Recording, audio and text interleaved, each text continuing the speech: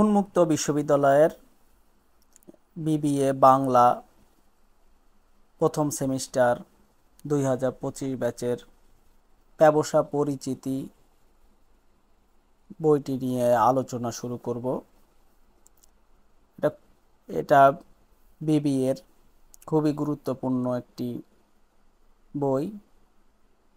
Course code OSBBA 1101।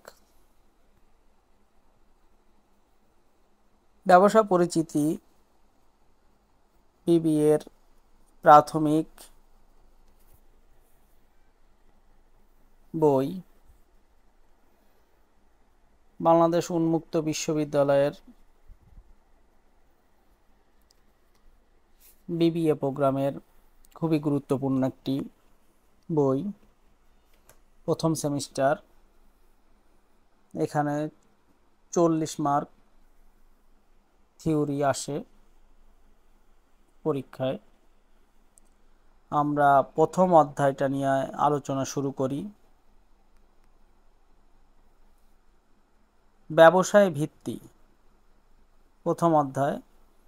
এখানে part 1-1 আছে ব্যবসার প্রকৃতি ও বৈশিষ্ট্য, 1-2 আছে ব্যবসায় কার্যাবলী ও পরিধি, ব্যবসায় শ্রেণী বিভাগ 3 আছে, 4 আছে ব্যবসার শ্রেণী বিভাগ শিল্প, 5 আছে ব্যবসার শ্রেণী বিভাগ বাণিজ্য। আমরা প্রত্যেকটা বিষয় নিয়েই বইতে যা বলা আছে সেটা প্রথমে আলোচনা করব। এরপরে আমরা বিভিন্ন সালে কি কি প্রশ্ন আসছে পরীক্ষায় সেগুলো নিয়ে আলোচনা করব এবং কোনগুলো 2025-এর জন্য গুরুত্বপূর্ণ সেটা নিয়ে আলোচনা করব। আমরা ব্যবসার ভিত্তি প্রথম অধ্যায় এর বিষয়টা নিয়ে আমরা দেখি। বিজনেস অফ ফাউন্ডেশন, জীবন জীবিকার সংগ্রাম মানব সৃষ্টির সূচনা লগ্ন থেকেই। এ সংগ্রামে সামিল হতে গিয়ে মানুষ কখনো হয়েছে সমুদ্রগামী, কখনো হয়েছে আকাশচারী, আবার কখনো বা হয়েছে অরণ্যচারী। জাগতিক প্রতিকূলতার মধ্যে মানুষ যতই অগ্রসর হয়েছে ততই চিন্তা ততই সমৃদ্ধ হয়েছে। স্থানের সীমাবদ্ধতা পেরিয়ে সে অগ্রসর হয়েছে বৈশ্বিক মণ্ডলে। চাহিদার ব্যাপকতা ও ভিন্নতার কারণে মানুষ জীবিকা নির্বাহের ক্ষেত্রে এসেছে বৈচিত্র্য, আর তার মধ্যে ব্যবসার আবির্ভাব মানুষের শ্রেষ্ঠ উত্তরণ। মানুষ ন্যূনতম চাহিদা পূরণের লক্ষ্যেই উদ্ভব হয়েছে ব্যবসায়। প্রাচীনকালে ব্যবসায় এতটা সুসংগঠিত ছিল না। দ্রব্য বিনিময় প্রথা উদ্ভাবন মাধ্যমের এর গোড়াপত্তন হয়। সেই থেকেই ব্যবসার যাত্রা শুরু। প্রয়োজনের ব্যাপকতা সাথে সাথে ব্যবসা অগ্রসর হতে থাকে দ্রুত লয়ে। আর বর্তমান বিশ্বের প্রতিটি মানুষ আজ কোনো না কোনোভাবে ব্যবসার উপর সার্বক্ষণিকভাবে নির্ভরশীল। এই ইউনিটে আমরা ব্যবসার প্রকৃতি ও এর ক্রমবিকাশ, বৈশিষ্ট্য, উদ্দেশ্য, কার্যাবলী, পরিধি ও এর শ্রেণীবিভাগের পাশাপাশি আধুনিক অর্থনীতিতে ব্যবসার গুরুত্ব ও প্রয়োজনীয় সম্পর্কে আলোচনা করব। প্রথম অধ্যায়ের প্রথমেই বলে নিয়েছি আমরা এই অধ্যায়ে কি কি আলোচনা করব। পার্ট 1-এ আমরা চলে যাই। পার্ট 1-এ আছে ব্যবসার প্রকৃতি এবং বৈশিষ্ট্য, বিজনেস নেচার অ্যান্ড ক্যারেক্টারিস্টিক। উদ্দেশ্য, পার্ট শেষে আপনি ব্যবসায় কি বলতে পারবেন, ব্যবসায়ের প্রকৃতি বর্ণনা করতে পারবেন, ব্যবসায়ের ক্রম বিবর্তন সম্পর্কে বলতে পারবেন, ব্যবসার বৈশিষ্ট্যগুলো বর্ণনা করতে পারবেন। সর্বত্রই ব্যবসা ছড়িয়ে আছে এবং আমরা সবাই এর অংশ। আমরা পিৎজা খাচ্ছি, জিন্স প্যান্ট পরছি, আমাদের গাড়ি, টেলিভিশন দেখা এই সব কিছুই ব্যবসা প্রতিষ্ঠানের মাধ্যমে উৎপাদন, বণ্টন এবং বিক্রি হচ্ছে। এসব পণ্য ও সেবা যেন আমরা ক্রয় করতে পারি, সেজন্য আমরা অর্থ উপার্জন করি, সেটাও কোনো না কোনো ব্যবসায়িক প্রতিষ্ঠানে কাজ করে। আপনার উপার্জিত অর্থ যে ব্যাংকে গচ্ছিত রাখছেন সেটাও একটা ব্যবসায়িক প্রতিষ্ঠান। যে পণ্যটি আপনি ক্রয় করছেন সে পণ্যটি উৎপাদন থেকে শুরু করে বিক্রয় পর্যন্ত কার্যক্রম কয়েকটি ব্যবসায়িক প্রতিষ্ঠান জড়িত। একবার চিন্তা করুন, আপনি যেখানে বসবাস করেন তার আশেপাশে বিভিন্ন ধরনের ব্যবসা প্রতিষ্ঠানগুলো সম্পর্কে। এখন চিন্তা করুন, ব্যবসায় প্রতিষ্ঠানবিহীন এই পৃথিবী কেমন হতে পারে। প্রতিষ্ঠানবিহীন পৃথিবী আপনাকে বাঁচাতে হলে নিজেকে স্বয়ংসম্পূর্ণ করতে হবে। সৌভাগ্যক্রমে আমাদের সমাজ ছোট বড় সকল প্রতিষ্ঠানগুলো আমাদের চাহিদা মেটানোর জন্য বিরাট ভূমিকা পালন করছে। আসুন তাহলে জেনে নেই ব্যবসায় বলতে কী বোঝায়। ব্যবসার সংজ্ঞা, ডেফিনেশন অফ বিজনেস। সাধারণ অর্থে মুনাফা অর্জনের উদ্দেশ্যে পণ্যদ্রব্য ক্রয় বিক্রয় সংক্রান্ত কাজকে ব্যবসায় বলা হয়। অর্থাৎ স্বল্প মূল্যে পণ্যদ্রব্য ক্রয় করে অধিক মূল্যে বিক্রয় করার কার্যই ব্যবসায়। কিন্তু ব্যাপক অর্থে পণ্যদ্রব্য ও সেবা সামগ্রী উৎপাদন থেকে শুরু করে ভোক্তার হাতে পৌঁছানো পর্যন্ত সকল কার্যাবলী ব্যবসার অন্তর্ভুক্ত। পণ্য উত্তোলন, বণ্টন, উৎপাদন। প্রথমে পণ্য উত্তোলন, উৎপাদন, বণ্টন, পরিবহন, গুদামজাতকরণ, প্রত্যক্ষ ও পরোক্ষ সেবা সমূহ ইত্যাদি সবই মানুষের অর্থ উপার্জনের জন্য কাজ করে থাকে। এসব কার্যাবলী ব্যবসায়ের সহায়ক শক্তি। অতএব ব্যবসায় হচ্ছে বৈধভাবে অর্থ উপার্জনের উদ্দেশ্যে নিম্নোক্ত কার্যাবলী: পণ্যদ্রব্য সেবাকর্ম উৎপাদন, উৎপাদিত পণ্যদ্রব্য বণ্টন, উৎপাদন ও বণ্টনের সহায়ক কার্য, প্রত্যক্ষ সেবা। মানুষের প্রয়োজন বা অভাবই মূলত ব্যবসায়িক প্রচেষ্টার উৎস। এ প্রয়োজনবোধ এবং তা পূরণের প্রক্রিয়াটি নিম্নোক্ত: প্রয়োজন বা অভাববোধ, সম্পদ বা উপকরণ আহরণ, উৎপাদন ও প্রক্রিয়াজাতকরণ, বিনিময় ও বণ্টন, প্রয়োজন বা অভাব পূরণ। প্রয়োজনবোধ ব্যবসা প্রচেষ্টার উৎস, এই চিত্রের মাধ্যমে আমরা দেখানো হলো। নিম্নোক্ত ব্যবসা সম্পর্কে কয়েকজন প্রথিতযশা ব্যক্তির সংজ্ঞা উল্লেখ করা হলো।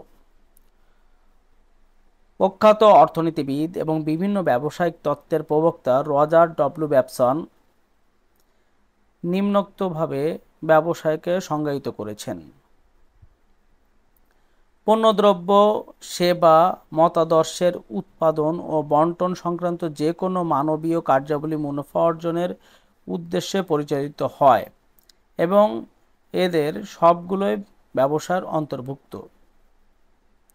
Business includes those human activities relating to production and distribution of goods, service and ideas with a view to earn profit.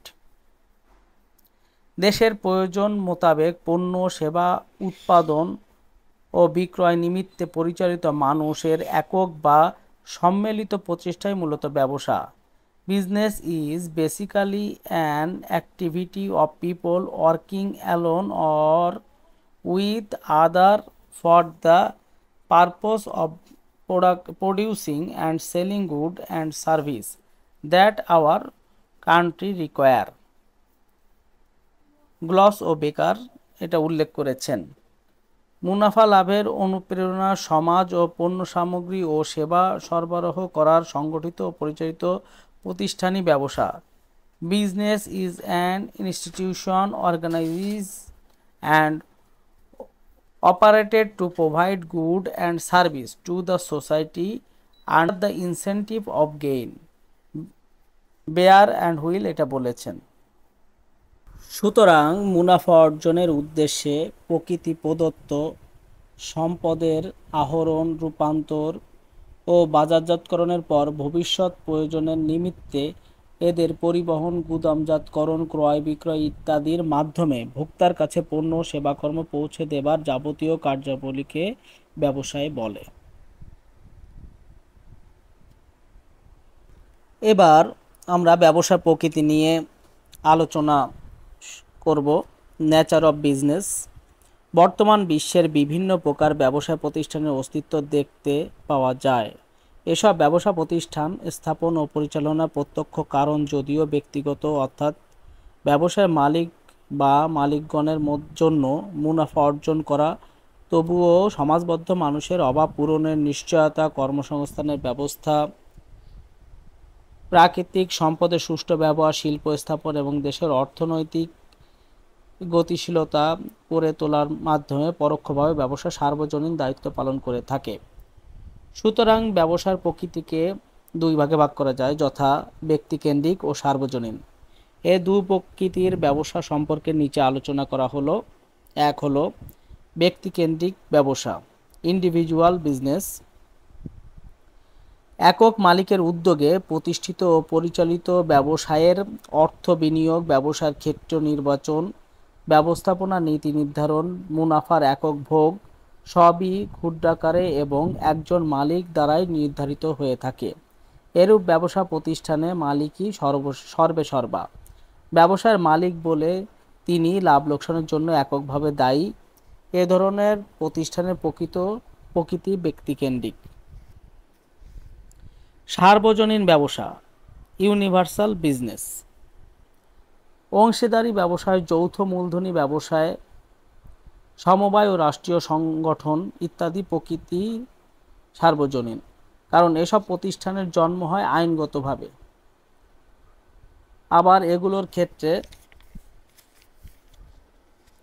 মূলধন সরবরাহ থেকে শুরু করে লাভ লোকসান বন্টন, পরিচালনা, ব্যবস্থাপনা নীতি ও ব্যবসার ক্ষেত্র নির্ধারণ ইত্যাদি যুক্তিসঙ্গতভাবে করা হয়ে থাকে। এ ধরনের ব্যবসা কার্যক্ষেত্র তুলনামূলকভাবে বৃহত্তর। কীর্তিমান ব্যবসায়ী স্যামসন এইচ চৌধুরী, তার জীবনী সম্পর্কে আমরা একটু জানব। বাংলাদেশের শিল্প, বাণিজ্য ও সামাজিক কর্মকাণ্ডের কীর্তিমান পুরুষ ছিলেন স্যামসন এইচ চৌধুরী। বর্ণাঢ্য জীবনের অধিকারী স্কয়ার গ্রুপের প্রতিষ্ঠাতা কর্ণধার স্যামসন এইচ চৌধুরী 1925 সালের 25শে সেপ্টেম্বর জন্মগ্রহণ করেন। তার সবচেয়ে বড় সাফল্য হচ্ছে তিনি দেখিয়েছেন সাধারণ একটি পরিবারে জন্মগ্রহণ করে কিভাবে অসাধারণ হয়ে ওঠা যায়। সচেতন মনোভাব নিয়ে ধীরে চলার পরিচ্ছন্ন নীতিতে বিশ্বাসী ছিলেন বলেই তিনি দেশের অর্থনীতি ও বাণিজ্য ক্ষেত্রে বিন্দু থেকে সিন্ধুতে পরিণত হয়েছিলেন। প্রতিকূল অবস্থাকে পাশ কাটিয়ে শূন্য থেকে স্কয়ার গ্রুপ, যার ঐকান্তিক প্রচেষ্টায় দেশের মধ্যে শীর্ষে উঠে এসেছিলেন তিনি।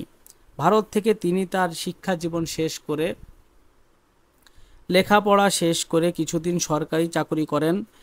সরকারি চাকরি ছেড়ে ব্যবসা শুরু করেন, তবে সেটা শুরু করেছিলেন খুব স্বল্প পরিসরে। বাবার কাছ থেকে টাকা নিয়ে একটি ফার্মেসি খুলেন। চিকিৎসায় বাবার খুব সুনাম ছিল, দূর দূরান্ত থেকে লোকজন আসতো। একসময় দেখলেন এমবিবিএস ডাক্তারের প্রতি রোগীরা বেশি ঝুঁকেছে। তার এক বন্ধু ডাক্তার ছিলেন, তিনি ওই ডাক্তারকে গিয়ে বলা হলো হাটবারের দিন ফার্মেসিতে বসতে হবে। ফার্মেসি ব্যবসা বেশ জমে উঠল। সে অভিজ্ঞতা থেকেই 1958 সালে 4 বন্ধুকে সঙ্গে নিয়ে খুব স্বল্প পরিসরে শুরু করেন একটি ওষুধ কারখানা, যার নাম ছিল স্কয়ার ফার্মা। সেই কারখানাই আজ পরিণত হয়েছে দেশের বৃহত্তম ওষুধ শিল্প প্রতিষ্ঠান স্কয়ার ফার্মাসিউটিক্যালস।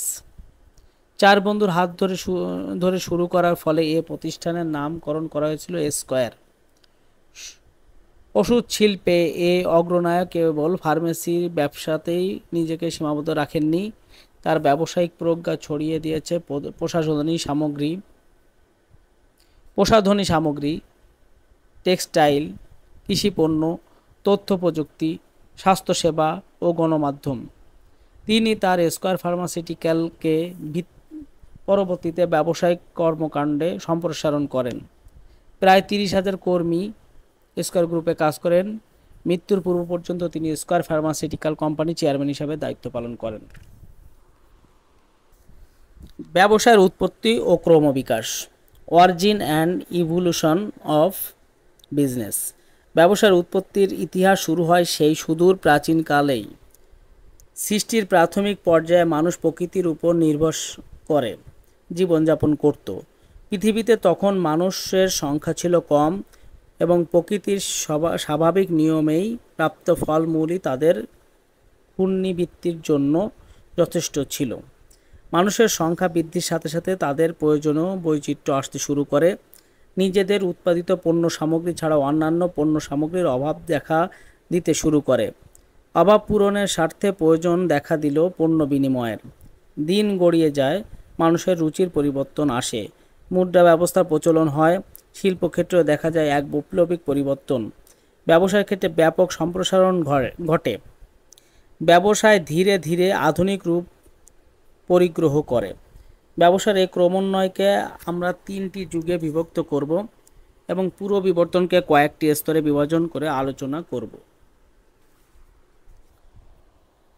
প্রযুক্তি ও তথ্য ব্যবস্থার স্তর, শিল্প বিপ্লব, ঔপনিবেশিক স্তর, বাজার ব্যবস্থা, মুদ্রার ব্যবহার, বিনিময় স্তর, আদিম স্তর। প্রাচীন যুগ, মধ্যযুগ, আধুনিক যুগ।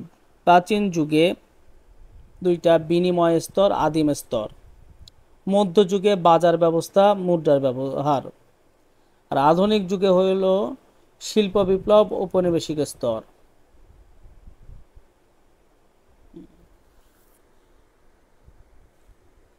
প্রাচীন যুগ, এনসেন্ট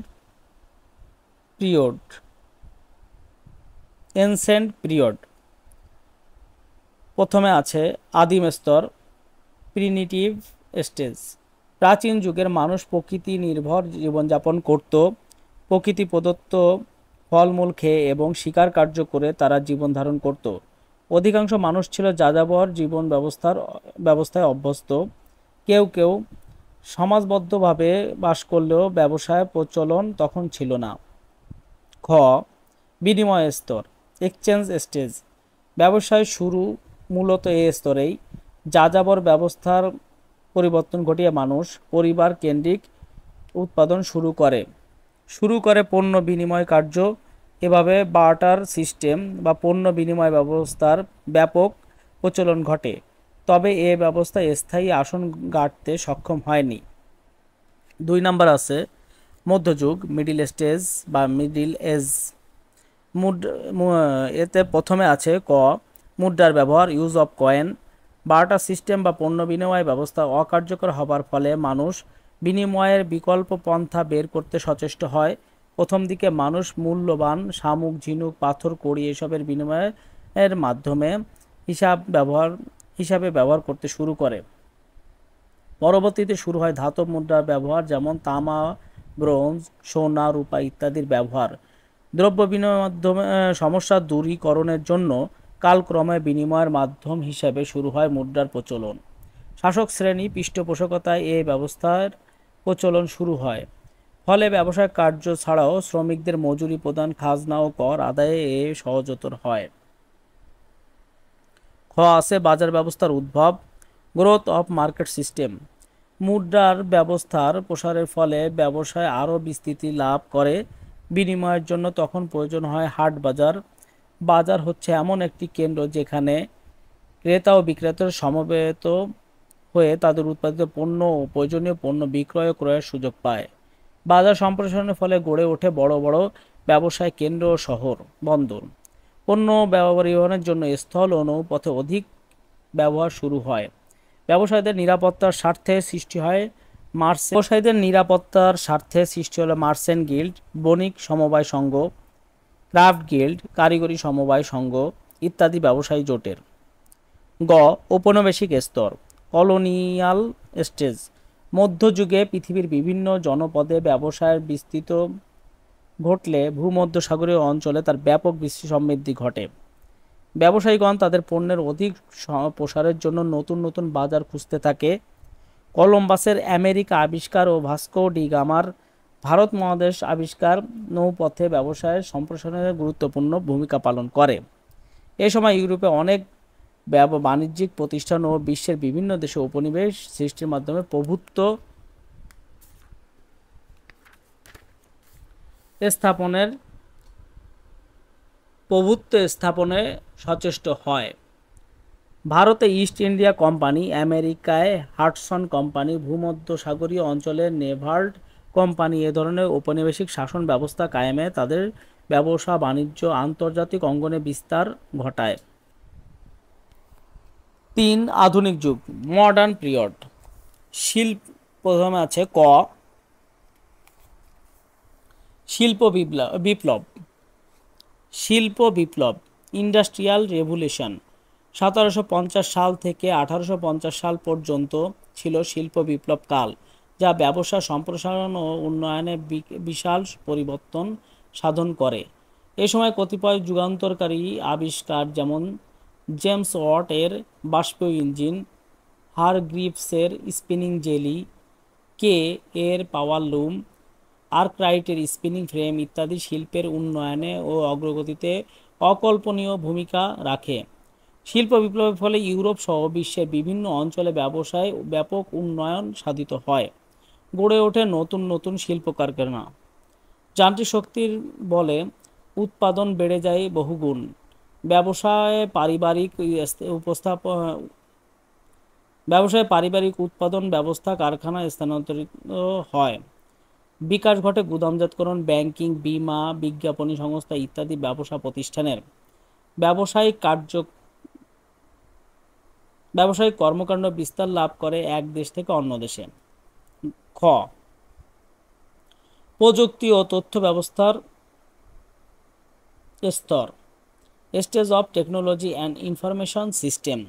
শিল্প বিপ্লব পরবর্তী স্তরে শিল্পক্ষেত্রে গবেষণা ও উন্নয়ন R&D এর ফলে ব্যবসা বাণিজ্য গুণগত মান বৃদ্ধি পায়। উৎপাদিত হয় নতুন নতুন পণ্য। প্রযুক্তির আধুনিকায়নের ফলে ব্যবসায় পরিধি আন্তর্জাতিক ক্ষেত্রে ব্যাপ্তি লাভ করে। প্রযুক্তির ছোঁয়ায় ক্ষুদ্রায়তনের ব্যবসা পাশাপাশি বৃহদায়তনের যৌথ মূলধনী ব্যবসা সৃষ্টিতে সহায়ক হয়েছে। সাম্প্রতিক কালে কম্পিউটার ভিত্তিক তথ্য ব্যবস্থা আধুনিক যুগের ব্যবসা বাণিজ্যে এক বৈপ্লবিক পরিবর্তন এনেছে। ইন্টারনেটের মাধ্যমের মুহূর্তের মধ্যে বিভিন্ন সর্বত্র ব্যবসায়িক যোগাযোগ সাধিত হচ্ছে। শুধু তাই নয়, আজ কম্পিউটার ভিত্তিক তথ্য ব্যবস্থার মাধ্যমে প্রতিনিয়ত ক্রয় বিক্রয় কার্য সম্পাদিত হচ্ছে। ব্যবসায়ের বৈশিষ্ট্যাবলী, ক্যারেক্টারিস্টিক অফ বিজনেস। জীবন ও জীবিকার প্রয়োজন তথা অর্থনৈতিক কল্যাণ সাধনে পণ্যদ্রব্য উৎপাদন, বণ্টন এবং এ সংক্রান্ত প্রত্যক্ষ ও পরোক্ষ সকল বৈধ কর্মই ব্যবসায়। ব্যবসায় প্রকৃতি বিশ্লেষণ করলে এর নিম্নলিখিত মৌলিক বৈশিষ্ট্যগুলো পরিলক্ষিত হয়। ১. মুনাফা অর্জন, মেকিং প্রফিট। ব্যবসায় প্রথম ও প্রধান বৈশিষ্ট্য হল মুনাফা অর্জন। কারণ ব্যবসার ধরন যাই হোক না কেন, মালিকগণ মুনাফা অর্জনকেই প্রধান উদ্দেশ্য হিসাবে গণ্য করে ব্যবসা গঠন ও পরিচালনা করে থাকেন। ২. ঝুঁকি গ্রহণ, বিয়ারিং রিস্ক। ব্যবসার অন্যতম প্রধান বৈশিষ্ট্য হচ্ছে লাভ লোকসানের ঝুঁকি। প্রত্যেক ব্যবসায়ী তার সাফল্য সম্পর্কে সম্পূর্ণ অনিশ্চিত। সুতরাং ব্যবসার অস্তিত্বের সাথে লাভ লোকসানের অনিশ্চয়তা ঝুঁকি জড়িত। উদ্যোগ গ্রহণ, এন্টারপ্রিনিউরশিপ। ব্যবসা প্রতিষ্ঠানের বিকাশের জন্য ব্যক্তিগত, সমষ্টিগত বা রাষ্ট্রীয় পর্যায়ে উদ্যোগ গ্রহণ করতে হয়, কারণ উদ্যোগ গ্রহণ ছাড়া কোনো ব্যবসায় স্থাপিত হতে পারে না। সুতরাং উদ্যোগ গ্রহণও ব্যবসার একটি অন্যতম বৈশিষ্ট্য।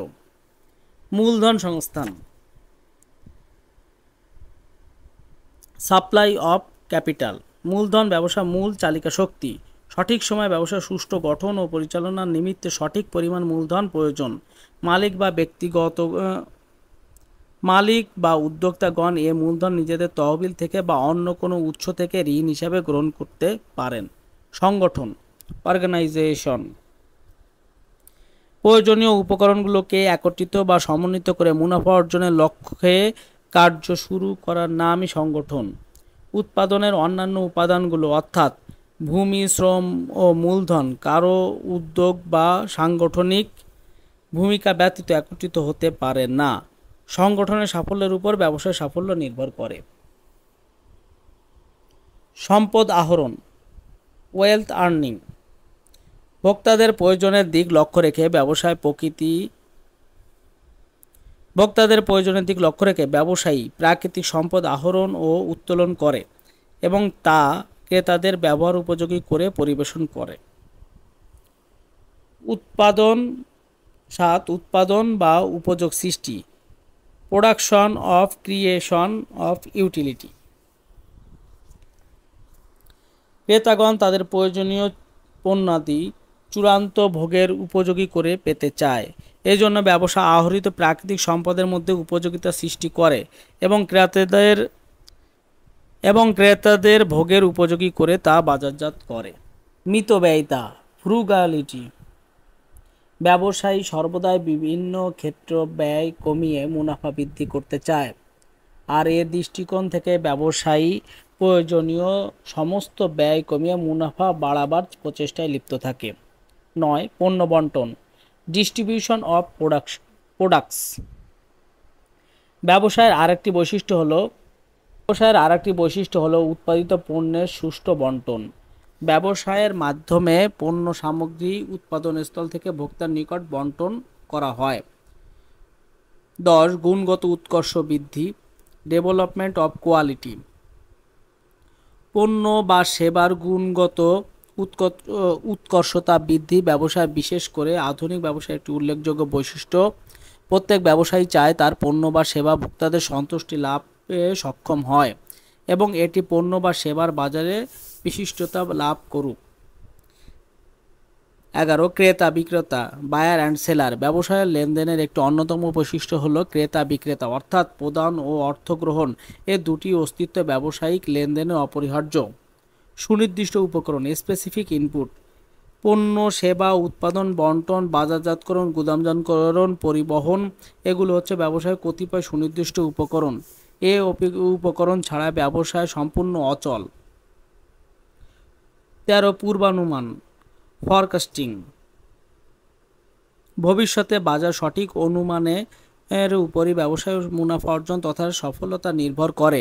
সুতরাং ব্যবসায়ীকে ক্রেতাদের প্রয়োজন, অভিরুচি, পছন্দ ইত্যাদির ভিত্তিতে ভবিষ্যতে বাজার সম্পর্কে পূর্বানুমান করে সেই অনুযায়ী পণ্যদ্রব্য উৎপাদন, আহরণ ও মজুত করতে হয়।